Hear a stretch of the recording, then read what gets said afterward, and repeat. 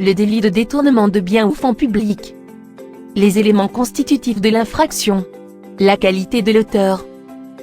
S'agissant d'un délit attitré, l'auteur de l'infraction ne peut être que une personne dépositaire de l'autorité publique, un maire, une personne chargée d'une mission de service public, les fonctionnaires publics, un dépositaire public qui reçoit et gère des sommes ou des matières qui lui sont confiées en vertu d'un titre légal, un comptable public, c'est-à-dire une personne qui manie les comptes publics pour le compte de la collectivité, le régisseur de la piscine municipale, les subordonnés du dépositaire public, lesquels regroupent les personnes nommées par l'autorité publique comme auxiliaires des dépositaires publics, les employés privés dont certains percepteurs ou dépositaires publics utilisent les services et rémunèrent personnellement.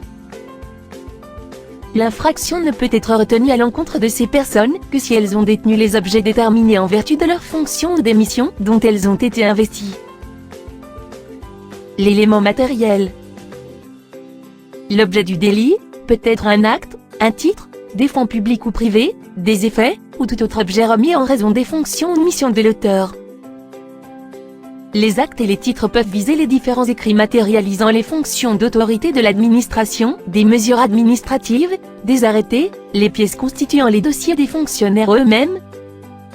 Les fonds publics ou fonds privés s'entendent, par exemple, de la monnaie, des billets de banque, des mandats de paiement. Il peut également s'agir de subventions accordées et utilisées à des fins autres que celles prévues par la convention de subventionnement.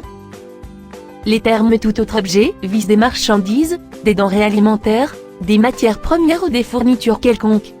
Le détournement consiste à se comporter comme le ferait le vrai propriétaire, soit en usurpant les prérogatives du propriétaire par un usage personnel, soit en les lui contredisant, ce qui vise un usage non voulu par lui.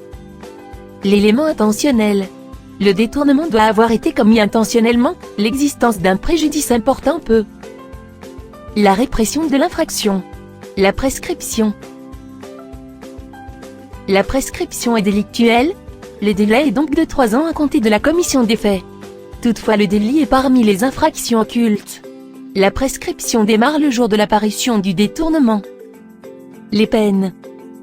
La peine d'emprisonnement peut atteindre 10 ans et une amende de 1 million d'euros. À titre de peine complémentaire, il peut être prononcé une interdiction des droits civils, civiques et de famille, l'interdiction d'exercer une fonction publique ou l'activité professionnelle occupée lors des faits. Le délit de détournement de biens par négligence. Le délit suppose la réunion des conditions suivantes. Une négligence de l'auteur attitré dans la surveillance des objets détruits, un fait de destruction, détournement ou soustraction par un tiers qui aura profité à cet effet de cette négligence. Le délit de détournement de fonds par négligence est puni principalement d'1 an de prison et de 15 000 € d'amende, avec les mêmes peines complémentaires.